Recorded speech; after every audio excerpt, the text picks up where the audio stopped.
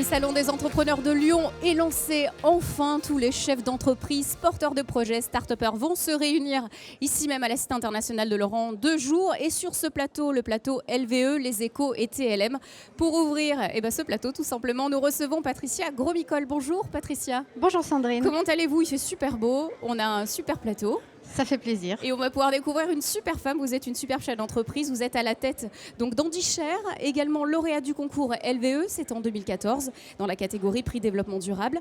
Membre de la nouvelle gouvernance entrepreneuriat métropole, ça on va en parler. C'est depuis janvier, c'est important. Les entrepreneurs réfléchissent pour les autres.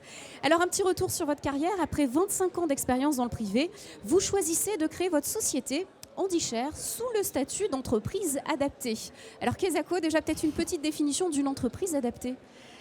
Alors une entreprise adaptée est une entreprise comme une autre, au détail près qu'elle se doit d'embaucher au moins 80% de salariés handicapés. Dans mon cas, c'est 100%, c'est-à-dire que nous sommes 14 salariés pour l'entreprise qui a été créée fin 2011 et j'ai choisi d'avoir 100% de salariés handicapés. Alors quelles sont les missions, les services de l'entreprise et votre cœur de métier ? Alors, l'entreprise propose des missions d'assistance aux fonctions support de ses clients, soit en assistance RH, comptabilité, informatique, achat, gestion de la relation client, à travers une montée en compétences très très forte des salariés. Je dirais qu'on oublie complètement le handicap, on parle compétences et savoir-faire chez Andicher pour la plus grande satisfaction de nos clients. Alors justement, on va s'intéresser à ces clients. Quand vous avez fondé l'entreprise, quels étaient les enjeux au niveau des clients et des salariés aussi ? Alors, au niveau des salariés, premier enjeu, c'était de remettre dans l'emploi des personnes touchées par un accident de la vie et exclues de la vie socio-professionnelle. Ce sont souvent des personnes qui exerçaient un métier complètement différent de celui qu'ils exercent chez nous maintenant, d'où la nécessité de nombreuses formations. On est à plus de 80 heures de formation par an et par personne et une montée en compétences formidable. Et là, je salue à la fois le courage, la ténacité et je dirais le succès de ces salariés qui vraiment, au quotidien, nous prouvent leur savoir-faire et leurs compétences. Et puis pour nos clients, c'est à la fois l'assurance d'avoir un service de qualité très professionnel, ils en sont eux-mêmes stupéfaits, d'avoir de la réactivité, de l'agilité, de la flexibilité et de la créativité. On est souvent force de proposition, tout en leur permettant, il ne faut pas l'oublier, de s'acquitter pour partie de leur obligation d'emploi des 6% de personnes handicapées et de réduire de ce fait leur contribution handicap qu'ils payent chaque année. Effectivement, ce sont un peu des relations donnant-donnant. Alors Exactement. Vous êtes une femme d'entreprise, donc de terrain, vous êtes impliquée dans ce tissu économique local. C'est pourquoi vous avez reçu depuis 2 ans de nombreux prix. On ne va pas tous les citer, qui sont assez importants. Vous êtes également donc impliquée dans les entrepreneurs d'avenir, également investissement auprès d'LVE. Alors ça, on va l'évoquer.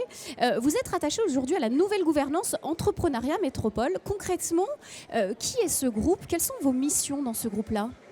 Alors je crois qu'après plus de 10 ans d'activité, LVE s'est aperçu qu'il fallait changer d'échelle pour LVE parce que l'entrepreneuriat, notamment sur Lyon, s'est beaucoup développé. Il y a 10 ans, il y avait 3000 créations d'entreprises à Lyon. Aujourd'hui, il y en a plus de 15 000.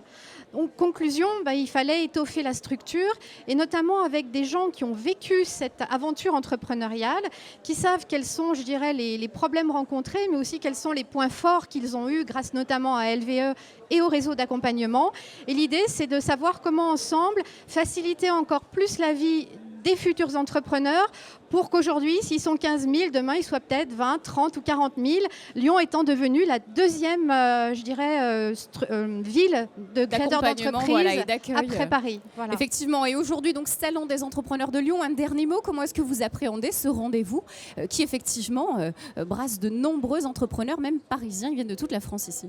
Je crois que c'est un bon moment pour à la fois faire le point sur ce qu'on a fait soi-même. C'est un peu un effet miroir, savoir un peu où on en est, prendre des nouvelles idées et puis pourquoi pas rencontrer des futurs collaborateurs, des futurs associés et en même temps échanger avec des entrepreneurs qui ont envie d'en savoir un peu plus, qui en sont qu'au début de leur projet et qui, à travers ces échanges, pourront peut-être avoir des idées pour aller plus vite, plus loin et de façon encore plus pérenne. Eh bien, je vous laisse en profiter. Merci beaucoup Patricia Gromicol, donc PDG d'Andicher, depuis le Salon des entrepreneurs de Lyon. Merci Sandrine.